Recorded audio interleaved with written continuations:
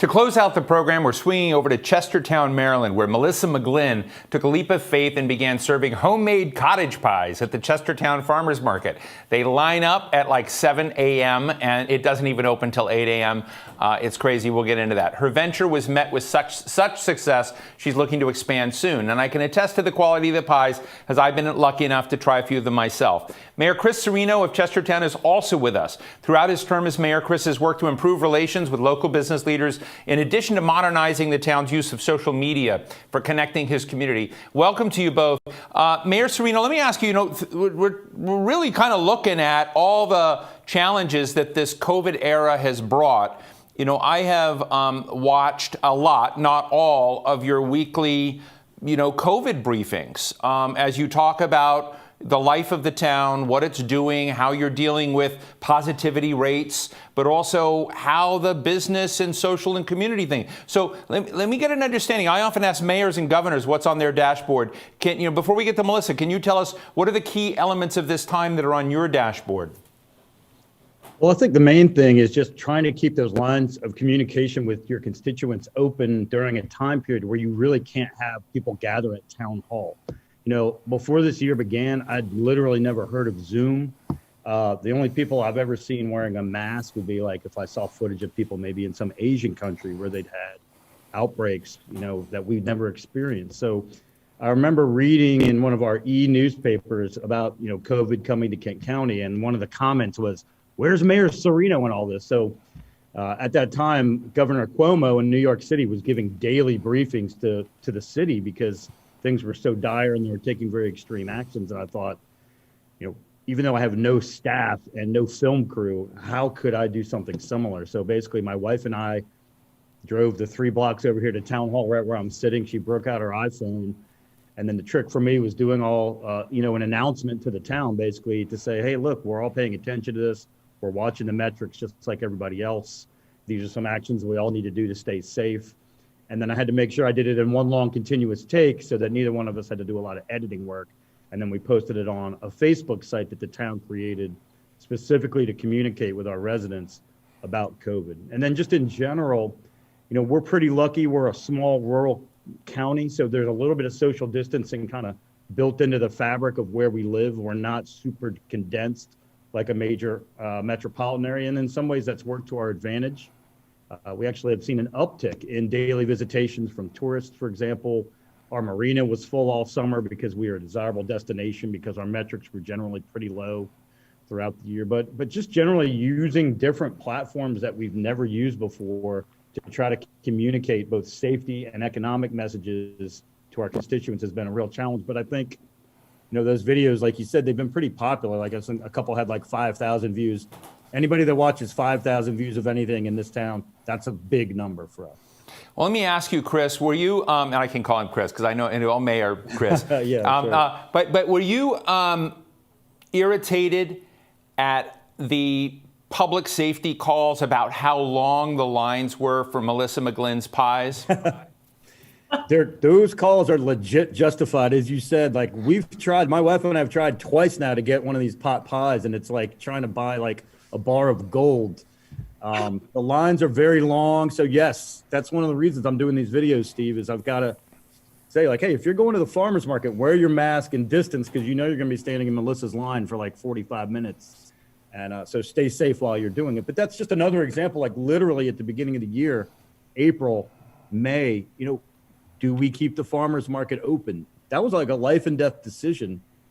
And for a small town mayor, like literally like making almost no money, like that's not usually what a small town mayor signs up to do. So it's just been such a crazy year. So it really is nice that you're doing this show and kind of showing some of the nuggets that are shining during this rather dark period for public health. Well, Melissa, you were formerly trained as a pastry chef, as I understand. I guess with the patisserie and baking program of the Le Cordon Bleu Culinary School. So you're a fancy cooker, but you were. I mean, I just can be honest. You were having a tough time. And I love, as I asked, our small business owner earlier in this program. Tell me what it was like before or during COVID, and tell me what you pivoted to. Well, I was working as the pastry chef for one of our favorite restaurants in town, Louisa's, wonderful Italian restaurant. And March came and I was laid off. And I sat in basically a state of depression for a little bit. And I thought, well, what can I do? How can I use this time productively to reinvent myself? And what can I do that nobody else in town is doing? And that was really, really important for me to not step on anybody's toes. It is a small town. We all know each other. We all interact and really love each other. And as a community, I really thought, what niche needs to be filled? And I thought, well, why not savory pot pies? Nobody's doing it. And as a kid, it was one of my favorite things to eat. So I took what I learned at Le Cordon Bleu out in Pasadena, California. I was out there for a little bit living with my sister, Mary Elizabeth McGlynn. And I moved back here and I started it. And the reaction was overwhelmingly positive. And I really thank the town. I thank the mayor. I thank the farmers market. I think that's one of the greatest ways that, especially in rural towns, we can continue to, promote local businesses, promote farmers, promote entrepreneurs. And I really hope that of all the horrible things that came out of 2020, this new business of mine, McGlynn's Cottage Pies, has been the high point of my life. And I don't know if I would have done it without the pandemic, which is crazy. But I'm thrilled. If you're in Chestertown on Saturday mornings, come down to the farmers market. We're making as many pies as we can right now to try and fulfill. We don't have ordering yet, but we will at some point. But and I hope that other people will be inspired to do the same thing, to also reinvent themselves, even at the age of 50, because it's never too late. It's never too late to start something new and to step out of your boundaries and challenge yourself. And that's what this is all about. And I'm thrilled that it's a success. Oh, it's a great story. I mean, I should tell people that, I have, in fact, been a consumer of the pies. And it's a very scary thing, because if you actually know Melissa or her folks, and you try and get a pie on the side and not stand in the line, you take your life in your hands. But let me ask you another thing. I also just want to be real that COVID struck different communities in America differently. It struck communities of color differently. It hit across socioeconomic groups differently. Chestertown is a historic colonial town, and the divides that are in a lot of small towns, racially, economically, are in this town as well. So we had, racial divisions in this nation. We've had economic hardship in this country, and we've had, amazingly, a health endangering tsunami hitting the country. Mayor Cerino, I'd best be interested in whether you think, in a weird way, there have been opportunities to rewire towns, to change the way, trust is dealt with in a town. Or do you think this is going to be an ongoing set of challenges for a long time? Do you think there have been opportunities in doing better on race, on inequality, on jobs and inclusion than we've been dealing with before?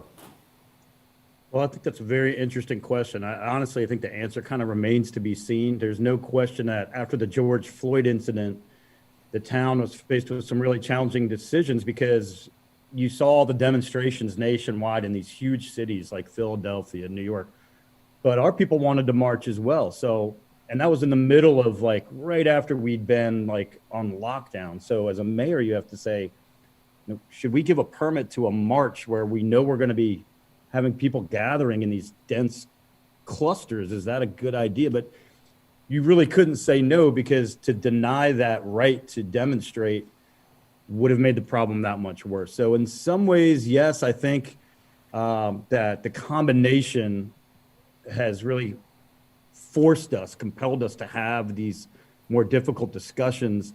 But I will say the answers are still not easy. I was talking to somebody earlier this morning about this. I feel like, as the mayor of a town that was founded in 1706, I've been the mayor for 7 years.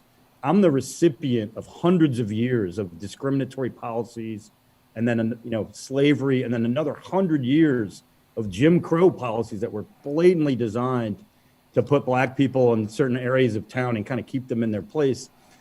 So what's challenging for me is there's not really racist policies on the books that I can just erase because they're so blatantly wrong. it's more subtle now. It's, how do we create more opportunities and education and employment for people? And those are, I think, in some ways, much harder challenges that take more discussion and more work. And I think, I do think the combination of the pandemic and then the seriousness of the awakening that sort of our whole country is at has really forced everybody to the table. But I will say this has been by far the longest year of my entire life. And the challenging part about the social justice issues is there's really no great end game. There's no finish line. Like, this is something that's going to be going on for decades. And all I can really do is play my part to keep the dialogue flowing, to make this community as welcoming as I can, and to try to right past wrongs insofar as I'm able to from a policy standpoint. And that's the hardest challenge that there is. Melissa, I'd be interested in your take, because I know, I know that you worked with Little Theater, you worked across these lines, and I also see the line of, folks, for your crazy long lines for the, McGlynn pies, it is a diverse array of people. But, we are in a time where I think, one of the magical things that I think is positive in the town is parts of the town are talking with each other, other parts of the town, in ways I haven't seen for a long there. I'm asking myself whether we're seeing in small town Chestertown is what may be happening in small town America in many other places. I don't know. I think it may be that maybe this combination of things is possibly getting people out of their silos and talking more. But what's your sense, Melissa? Yeah, I really hope so. I think that because we are a small town and it's weird. We do know a lot of the community knows each other, but then there seems to be a whole element of the community that just now is getting their voice. And they are talking about, our new slogan in town, one of the things we're focusing on, and Chris can talk about this, is that Chestertown unites against racism. It's very important for us to be welcoming to everybody and to realize that there are wrongs in our history that can be fixed with open dialogue and with open minds and open hearts. And that's really where the heart of every small town, I think, in America should be. So I'm hoping that we can use 2020 as a time of grieving and a time of loss that leads us to rebuilding and leads us to hope and light and love.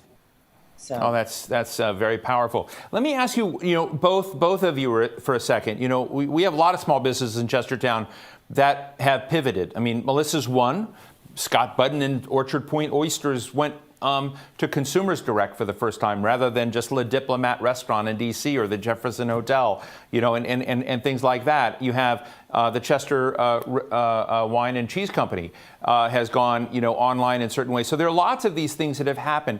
But I'm interested in the questions of what's replicable about the good side of this story that others listening right now ought to think about. So I'll go to both of you just as we wrap this up. Melissa, if you're communicating with somebody who still needs to make that pivot in this town, what are some of the guardrails, or what are some of the opportunity lights, if you will, both danger and opportunity, that you think they ought to think about if they're trying to make the pivot in this time? I think the danger is to fall into what's safe and what we know. It is very courageous and difficult to step out of your comfort zone, but do it. Do it. Open up online ordering or open up a curbside takeout. Change your menu up if you're a restaurant. Communicate with people. Come down to the market. Come down. Talk to the local politicians.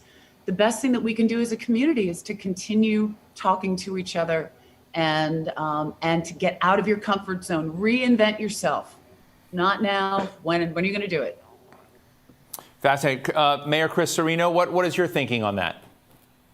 I think the pandemic has really compelled everybody to be really adaptable. One thing that's been interesting to me is the technology. Actually, as I said, I'd never heard of Zoom, Google Meet, Microsoft Teams, or any of this software, and it's actually been very effective, actually, in removing physical barriers to get people to our meetings. A typical mayor and council meeting in Chestertown during a normal time period might draw 4 or 5 people to town hall because you have to drive there to sit through the meeting and physically be in the room, but now you don't. And in some ways, it's made our meetings more participatory because people can literally be sitting at their kitchen table drinking a glass of wine, discreetly and off camera, of course, and participate in our meetings that way. And our meeting participation has gone way up. So in some ways, it's been an eye-opener that the technology really can help us be more efficient in reaching our constituents. The videos are another small example of that. And then in terms of the businesses, it's caused the town to really look into ways that we can open up public spaces. So we've had nights where we blocked off public streets and had outdoor dining for certain venues. We reconfigured the whole farmers market so that it's more of a street festival rather than in a very condensed small pocket park where it used to be. And those models are probably things that we're going to continue to do because not only were they great for COVID, they were just great adjustments overall. So the pandemic has compelled us to modify things that we would have probably just kept doing a certain way in perpetuity without being so shaken up by the public health aspect and needing to space things out. It made us rethink the way we lay out certain events that we have. And I think that will continue. Chris, which federal office are you thinking of running for next? I'll tell you what, Steve, at the end of next year, I need a hiatus. So we could talk discreetly off camera about that maybe later. Well, that itself might be news. So Mayor Chris Cerino of Chestertown, Maryland, I highly recommend that everybody go and visit and go early for the lines for McGlynn Pies, McGlynn's Cottage Pies. Melissa McGlynn, the owner and the founder of McGlynn's Pies, thank you both so much for anchoring today's program for us.